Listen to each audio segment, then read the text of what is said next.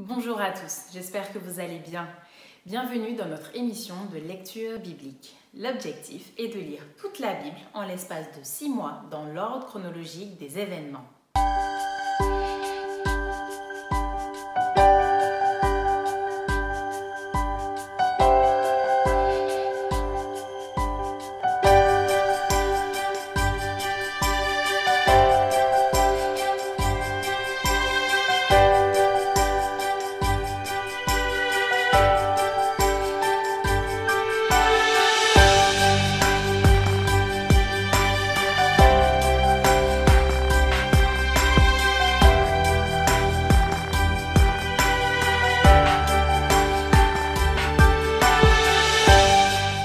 Cette émission vous est proposée par l'Église adventiste du 7e jour d'Évry.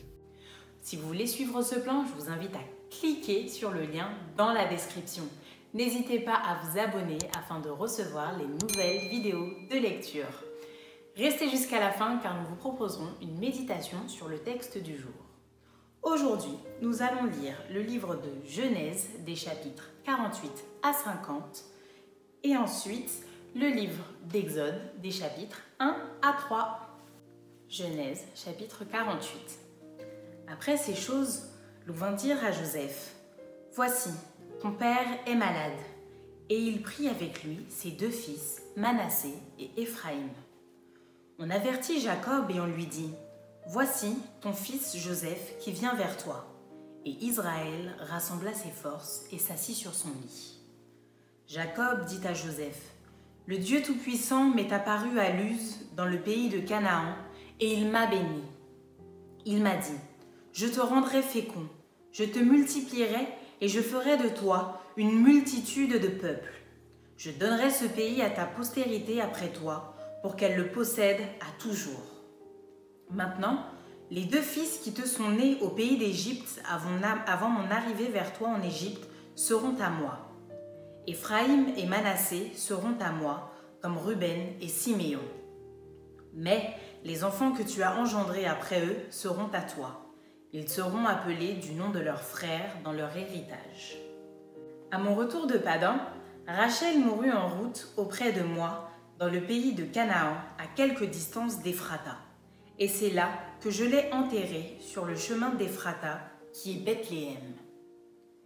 Israël regarda les fils de Joseph et dit, « Qui sont ceux-ci » Joseph répondit à son père, « Ce sont mes fils que Dieu m'a donnés ici. » Israël dit, « Fais-les, je te prie, approchez de moi pour que je les bénisse. » Les yeux d'Israël étaient appesantis par la vieillesse, il ne pouvait plus voir. Joseph les fit approcher de lui, et Israël leur donna un baiser et les embrassa. Israël dit à Joseph, « Je ne pensais pas revoir ton visage, et voici que Dieu me fait voir même ta postérité. » Joseph les retira des genoux de son père, et il se prosterna en terre devant lui. Puis Joseph les prit tous 2, Éphraïm de sa main droite à la gauche d'Israël, et Manassé de sa main gauche à la droite d'Israël, et il les fait approcher de lui. Israël étendit sa main droite et la posa sur la tête d'Éphraïm qui était le plus jeune, et il posa sa main gauche sur la tête de Manassé. Ce fut avec attention qu'il posa ses mains ainsi, car Manassé était le premier-né.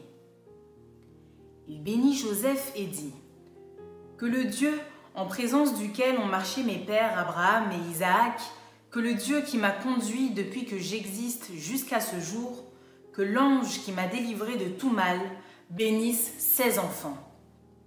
Qu'ils soient appelés de mon nom et du nom de mes pères, Abraham et Isaac, et qu'ils multiplient en abondance au milieu du pays. » Joseph vit avec déplaisir que son père posait sa main droite sur la tête d'Éphraïm.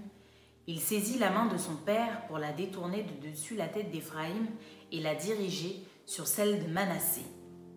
Et Joseph dit à son père, « Pas ainsi, mon père, car celui-ci est le premier-né. Pose ta main droite sur sa tête. » Son père refusa et dit, « Je le sais, mon fils, je le sais. Lui aussi deviendra un peuple, lui aussi sera grand.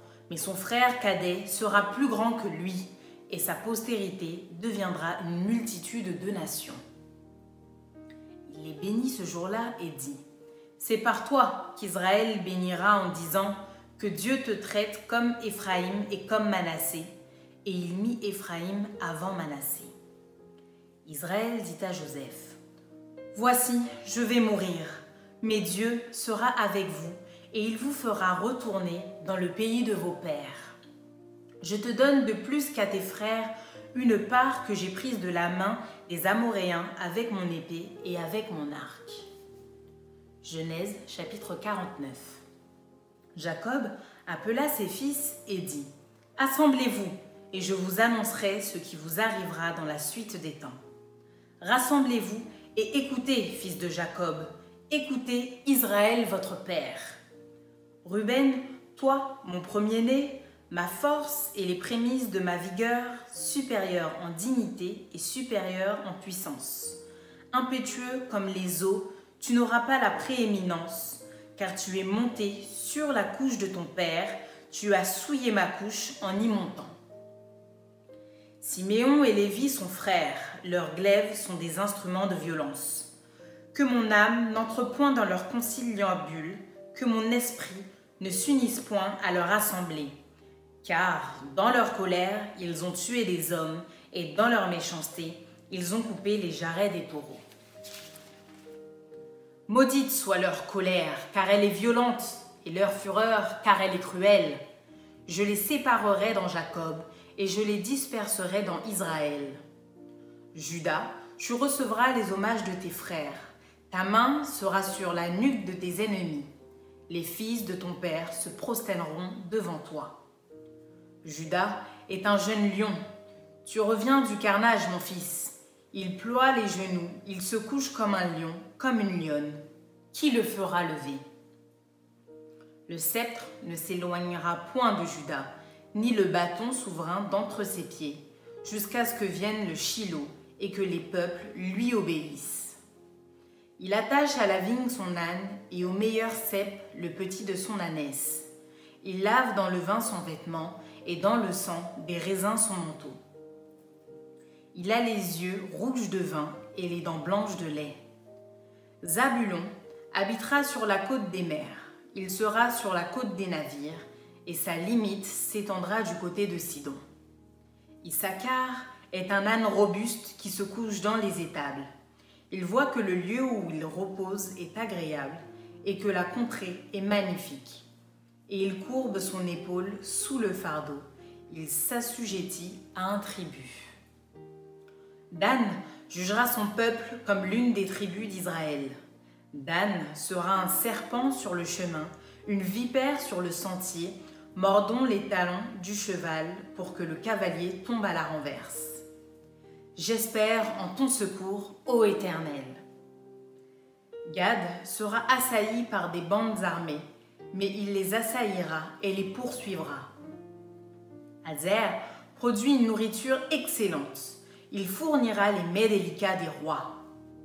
Nephtali est une biche en liberté. Il profère de belles paroles. Joseph est le rejeton d'un arbre fertile, le rejeton d'un arbre fertile près d'une source. Les branches s'élèvent au-dessus de la muraille. Ils l'ont provoqué, ils ont lancé des traits, les archers l'ont poursuivi de leur haine. Mais son arc est demeuré ferme et ses mains ont été fortifiées par les mains du puissant de Jacob. Il est ainsi devenu le berger, le rocher d'Israël. C'est l'œuvre du Dieu de ton Père qui t'aidera. C'est l'œuvre du Tout-Puissant qui te bénira des bénédictions des cieux en haut, des bénédictions des eaux en bas, des bénédictions des mamelles et du sein maternel. Les bénédictions de ton Père s'élèvent au-dessus des bénédictions de mes pères jusqu'à la cime des collines éternelles. Qu'elles soient sur la tête de Joseph, sur le sommet de la tête du prince de ses frères. Benjamin est un loup qui déchire. Le matin, il dévore la proie et le soir, il partage le butin. Ce sont là tous ceux qui forment des 12 tribus d'Israël. Et c'est là ce que leur dit leur père en les bénissant. Il les bénit, chacun selon sa bénédiction. Puis il leur donna cet ordre. « Je vais être recueilli auprès de mon peuple. Enterrez-moi avec mes pères dans la caverne qui est au champ d'Éphron le Héthien, dans la caverne du champ de Macpéla, vis-à-vis de Mamré, dans le pays de Canaan. C'est le champ qu'Abraham a acheté d'Éphron, le Héthien, comme propriété sépulcrale. Là, on a enterré Abraham et Sarah sa femme. Là, on a enterré Isaac et Rebecca sa femme. Et là, j'ai enterré Léa. Le champ et la caverne qui s'y trouvent ont été achetés des fils de Heth. Lorsque Jacob eut achevé de donner ses ordres à ses fils, il retira ses pieds dans le lit, il expira et fut recueilli auprès de son peuple. Genèse chapitre 50. Joseph se jeta sur le visage de son père, pleura sur lui et le baisa. Il ordonna aux médecins à son service d'embaumer son père, et les médecins embaumèrent Israël. 40 jours s'écoulèrent ainsi et furent employés à l'embaumer, et les Égyptiens le pleurèrent 70 jours. Quand les jours du deuil furent passés, Joseph s'adressa aux gens de la maison de Pharaon et leur dit : « Si j'ai trouvé grâce à vos yeux, rapportez, je vous prie, à Pharaon ce que je vous dis. Mon père m'a fait jurer en disant : Voici, je vais mourir. Tu m'enterreras dans le sépulcre que je me suis acheté au pays de Canaan. Je voudrais donc y monter pour enterrer mon père et je reviendrai. Pharaon répondit : Monte et enterre ton père comme il te l'a fait jurer. Joseph monta pour enterrer son père. Avec lui montèrent tous les serviteurs de Pharaon, anciens de sa maison, tous les anciens du pays d'Égypte, toute la maison de Joseph, ses frères et la maison de son père. On ne laissa dans le pays de Goshen que les enfants, les brebis et les bœufs. Il y avait encore avec Joseph des chars et des cavaliers, en sorte que le cortège était très nombreux. Arrivés à l'ère d'Atad, qui est au-delà du Jourdain, ils firent entendre de grandes et profondes lamentations. Et Joseph fit en l'honneur de son père un deuil de 7 jours. Les habitants du pays, les Cananéens, furent témoins de ce deuil dans l'ère d'Atad, et ils dirent : Voilà un grand deuil parmi les Égyptiens. C'est pourquoi l'on a donné le nom d'Abel-Mitzraïm à cette ère qui est au-delà du Jourdain. C'est ainsi que les fils de Jacob exécutèrent les ordres de leur père. Ils le transportèrent au pays de Canaan et l'enterrèrent dans la caverne du champ de Macpéla qu'Abraham avait acheté d'Éphron, le Héthien, comme propriété sépulcrale et qui est vis-à-vis de Mamré. Joseph, après avoir enterré son père, retourna en Égypte avec ses frères et tous ceux qui étaient montés avec lui pour enterrer son père. Quand les frères de Joseph virent que leur père était mort, ils dirent : Si Joseph nous prenait en haine et nous rendait tout le mal que nous lui avons fait.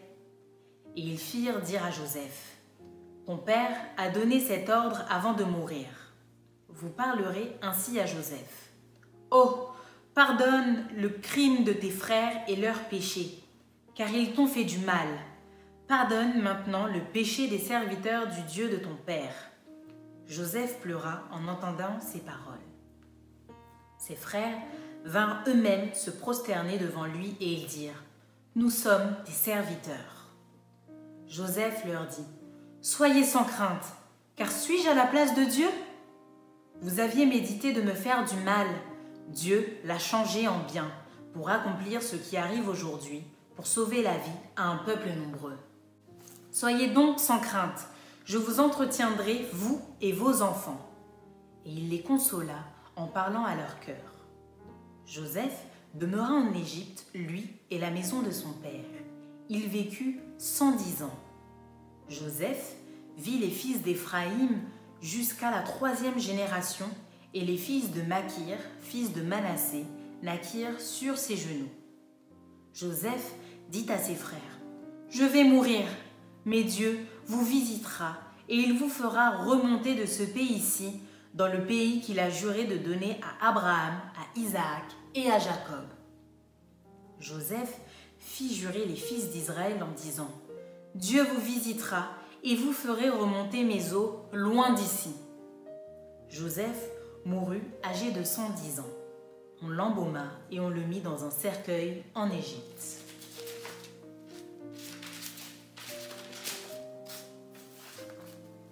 Exode chapitre 1.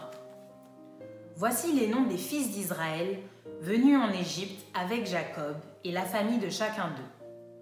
Ruben, Siméon, Lévi, Juda, Issachar, Zabulon, Benjamin, Dan, Nephtali, Gad et Aser. Les personnes issues de Jacob étaient au nombre de 70 en tout, et Joseph était alors en Égypte. Joseph mourut, ainsi que tous ses frères et toute cette génération-là. Les enfants d'Israël furent féconds et multiplièrent. Ils s'accrurent et devinrent de plus en plus puissants, et le pays en fut rempli. Il s'éleva sur l'Égypte un nouveau roi qui n'avait point connu Joseph. Il dit à son peuple : « Voilà les enfants d'Israël qui forment un peuple plus nombreux et plus puissant que nous. Allons, montrons-nous habiles à son égard. Empêchons qu'ils ne s'accroissent et que s'il survient une guerre, ils ne se joignent à nos ennemis pour nous combattre et sortir ensuite du pays. » Et l'on établit sur lui des chefs de corvée afin de l'accabler de travaux pénibles. C'est ainsi qu'il bâtit les villes de Pithom et de Ramsès pour servir de magasin à Pharaon. Mais plus on l'accablait, plus il multipliait et s'accroissait, et l'on prit en aversion les enfants d'Israël.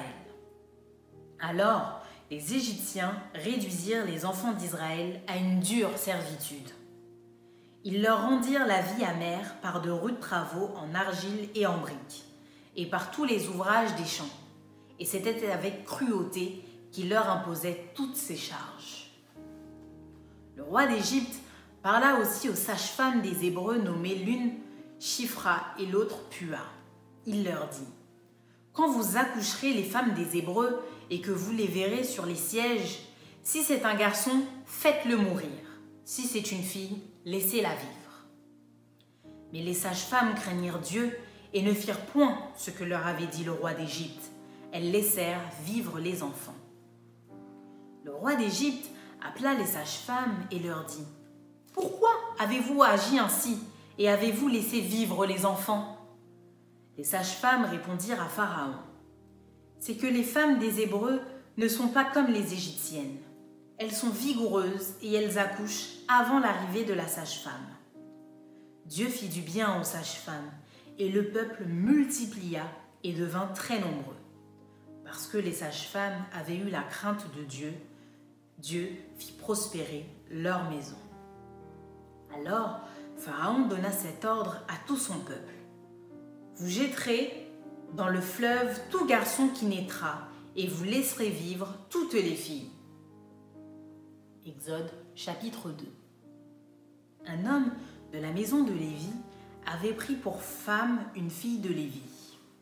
Cette femme devint enceinte et enfanta un fils. Elle vit qu'il était beau, et elle le cacha pendant 3 mois.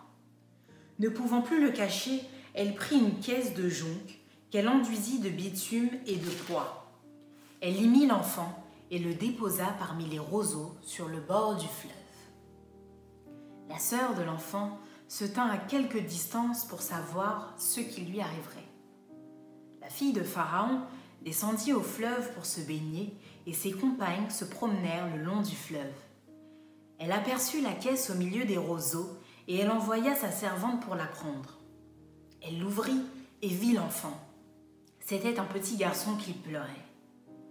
Elle en eut pitié et elle dit : « C'est un enfant des Hébreux. » Alors, la sœur de l'enfant dit à la fille de Pharaon : « Veux-tu que j'aille te chercher une nourrice parmi les femmes des Hébreux pour allaiter cet enfant ? » « Va, lui répondit la fille de Pharaon, et la jeune fille alla chercher la mère de l'enfant. La fille de Pharaon lui dit : « Emporte cet enfant et allaite-le-moi, je te donnerai ton salaire. » La femme prit l'enfant et l'allaita. Quand il eut grandi, elle l'amena à la fille de Pharaon, et il fut pour elle comme un fils. Elle lui donna le nom de Moïse, car, dit-elle, je l'ai retiré des eaux. En ce temps-là, Moïse, devenu grand, se rendit vers ses frères et fut témoin de leurs pénibles travaux. Il vit un Égyptien qui frappait un Hébreu d'entre ses frères. Il regarda de côté et d'autre, et voyant qu'il n'y avait personne, il tua l'Égyptien et le cacha dans le sable.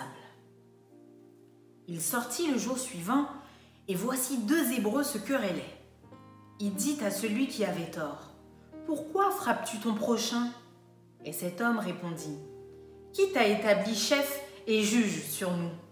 Penses-tu me tuer comme tu as tué l'Égyptien ?» Moïse eut peur, et il dit, « Certainement, la chose est connue. » Pharaon apprit ce qui s'était passé, et il cherchait à faire mourir Moïse. Mais Moïse s'enfuit de devant Pharaon, et il se retira dans le pays de Madian, où il s'arrêta près d'un puits. Le sacrificateur de Madian avait 7 filles. Elles vinrent puiser de l'eau, et elles remplirent les auges pour abreuver le troupeau de leur père.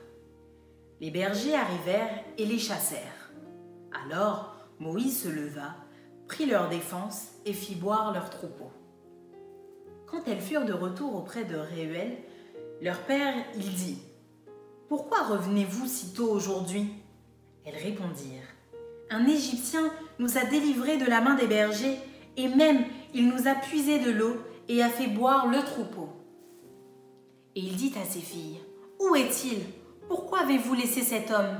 Appelez-le pour qu'il prenne quelque nourriture. » Moïse se décida à demeurer chez cet homme, qui lui donna pour femme Séphora, sa fille.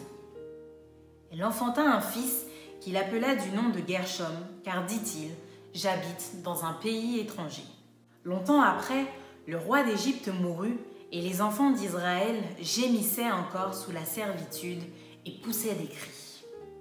Ces cris que leur arrachait la servitude montèrent jusqu'à Dieu. Dieu entendit leurs gémissements et se souvint de son alliance avec Abraham, Isaac et Jacob. Dieu regarda les enfants d'Israël et il en eut compassion. Exode chapitre 3. Moïse faisait paître le troupeau de Jéthro, son beau-père, sacrificateur de Madian, et il mena le troupeau derrière le désert, et vint à la montagne de Dieu, à Horeb. L'ange de l'Éternel lui apparut dans une flamme de feu au milieu d'un buisson. Moïse regarda, et voici, le buisson était tout en feu, et le buisson ne se consumait point. Moïse dit, « Je veux me détourner pour voir quelle est cette grande vision et pourquoi le buisson ne se consume point. » L'Éternel vit qu'il se détournait pour voir, et Dieu l'appela du milieu du buisson et dit, « Moïse, Moïse !» Et il répondit, « Me voici. » Dieu dit, « N'approche pas d'ici, ôte tes souliers de tes pieds, car le lieu sur lequel tu te tiens est une terre sainte. » Et il ajouta, « Je suis le Dieu de ton père, le Dieu d'Abraham, le Dieu d'Isaac et le Dieu de Jacob. » Moïse se cacha le visage car il craignait de regarder Dieu. L'Éternel dit, « J'ai vu la souffrance de mon peuple qui est en Égypte, et j'ai entendu les cris que lui font pousser ses oppresseurs, car je connais ses douleurs. Je suis descendu pour le délivrer de la main des Égyptiens et pour le faire monter de ce pays dans un bon et vaste pays, dans un pays où coule le lait et le miel, dans les lieux qu'habitent les Cananéens, les Héthiens, les Amoréens, les Phéréziens, les Éviens et les Jébusiens. Voici les cris d'Israël sont venus jusqu'à moi, et j'ai vu l'oppression que leur font souffrir les Égyptiens. Maintenant, va, je t'enverrai auprès de Pharaon, et tu feras sortir d'Égypte mon peuple, les enfants d'Israël. » Moïse dit à Dieu, « Qui suis-je pour aller vers Pharaon et pour faire sortir d'Égypte les enfants d'Israël ?» Dieu dit, « Je serai avec toi, et ceci sera pour toi le signe que c'est moi qui t'envoie. Quand tu auras fait sortir d'Égypte le peuple, vous servirez Dieu sur cette montagne. » Moïse dit à Dieu, « J'irai donc vers les enfants d'Israël et je leur dirai, « Le Dieu de vos pères m'envoie vers vous. » Mais s'ils me demandent quel est son nom, que leur répondrai-je? Dieu dit à Moïse, « Je suis celui qui suis. » Et il ajouta, « C'est ainsi que tu répondras aux enfants d'Israël.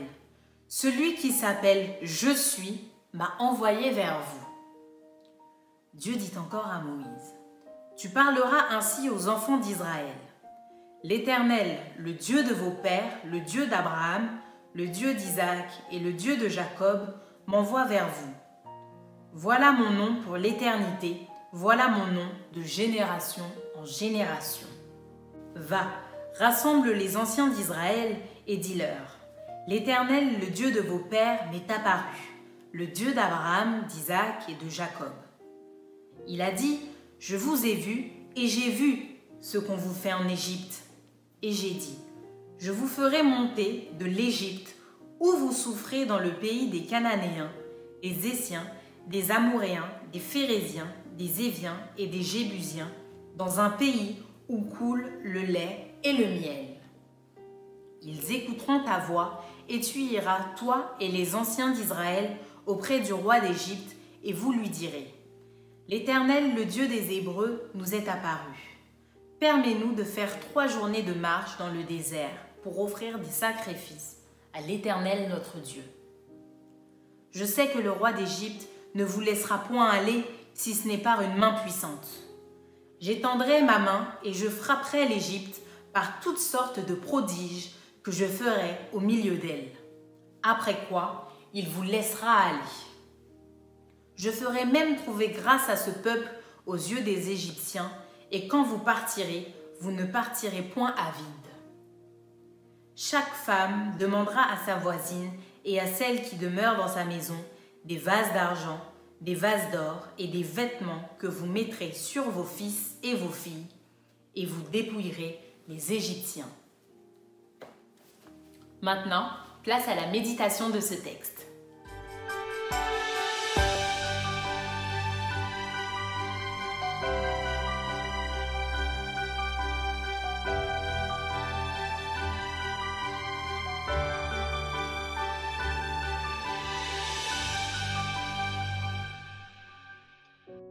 Bonjour, aujourd'hui je me présente d'abord, je suis le pasteur Wilfried Pavila. Je suis avec vous afin d'avoir un petit résumé des 3 derniers chapitres du livre de la Genèse. 3 chapitres très intéressants qui mettent en lumière la fin d'une période, la fin de la période patriarcale avec la mort de Joseph et des bénédictions qu'il va prononcer. Donc premièrement, nous voyons un homme vieux, Jacob, renommer Israël en fin de vie. Il va tout d'abord avoir une rencontre avec son fils Joseph qui va se rendre vers lui à la suite d'une annonce. On lui annonce que son père est malade. Donc il va se rendre au chevet de son père, de son vieux père, qui est déjà âgé, qui ne voit plus, selon ce que dit la Bible. Et il viendra avec ses 2 fils, Manassé et Éphraïm. Jacob va faire 3 choses intéressantes. La première, c'est qu'il va demander à Joseph d'approcher ses fils, Manassé et Éphraïm, et il prononcera une bénédiction sur ses enfants. Il va prononcer aussi une bénédiction sur Joseph.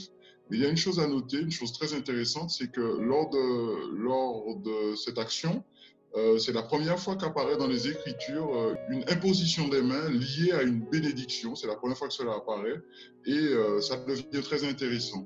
Suite à cela, il va faire une demande à son fils Joseph. Cette demande sera de l'enterrer en terre de Canaan, d'accord, dans un champ, dans une caverne, sur un champ qui s'appelle Macpéla, champ qu'avait acquis Abraham à l'époque. Et puis on voit que ce chapitre sur une époque patriarcale riche se termine avec la mort de Jacob, et la réponse à la demande de la mort de Jacob au fils Joseph, qui, avec une grande caravane, honora son père en ramenant son corps sur cette terre de Canaan et en procédant justement à l'inhumation de ce corps à la caverne comme il l'avait demandé. Pour un petit résumé des 3 premiers chapitres du livre de l'Exode. chapitre qui marque justement une transition, la transition qui est que maintenant nous ne sommes plus face à un patriarche qui a une histoire qui se développe avec ses histoires de famille, avec Dieu. Là, nous passons à une autre période, à une autre époque, à une grande période pour l'histoire des Hébreux, qui est la naissance justement de ce peuple en tant qu'Hébreu. Naissance justement qui se fait par rapport à une problématique que soulève Pharaon, le pharaon de l'époque qui ne connaissait pas Joseph, puisque nous ne sommes plus avec Joseph ni avec ses frères, c'est une nouvelle génération, et le peuple va grandissant. Et face à ce nombre croissant, Pharaon, lui, à ce moment-là, réalise que, waouh, on peut être en danger par rapport à ce peuple qui ne fait que grandir. Et lorsqu'il soulèvera cette problématique, il prendra des décisions radicales telles que éliminer les premiers-nés. Éliminer les premiers-nés en passant des accords, bien sûr, avec les sages-femmes qui vont préférer écouter la voix de l'Éternel que d'obéir à celle de Pharaon, femmes qui seront bénies par la suite par Dieu. Et il s'avère que de cette histoire ressort quelque chose. Ce qui ressort, c'est que nous voyons arriver Moïse. Moïse, l'auteur du Pentateuque, des 5 premiers livres de la Bible. On voit Moïse apparaître d'une façon assez extraordinaire où il est sauvé des eaux par la fille de Pharaon, et il se retrouve de nouveau chez sa mère, car sa sœur, ayant suivi le panier, comme vous connaissez l'histoire, ayant suivi le panier, bien sûr, se porte volontaire pour trouver une nourrice. Et voilà Moïse qui, de fil en aiguille, grandit. Il y a cet Égyptien, justement, qui est en train de frapper un Hébreu, et Moïse prit part à la chose. Il frappa cet Égyptien, et cet Égyptien finalement mourut, le cacha dans le sable, et ça lui valut d'être pourchassé par Pharaon, parce que Pharaon avait décrété sa mort, en fait. Et lorsqu'il fuya, il eut une expérience en tant que berger, expérience qui le conduisit à la montagne d'Horeb, où il rencontra Dieu. Et de là, Moïse reçut la mission de sa vie, cette grande mission, qui était de ramener les enfants d'Israël, devenus les Hébreux, en terre promise, cette terre de Canaan, cette terre de la promesse, de les ramener en terre promise. Merci. Merci d'avoir partagé cette lecture avec nous. Je vous donne donc rendez-vous dès demain pour un nouvel épisode.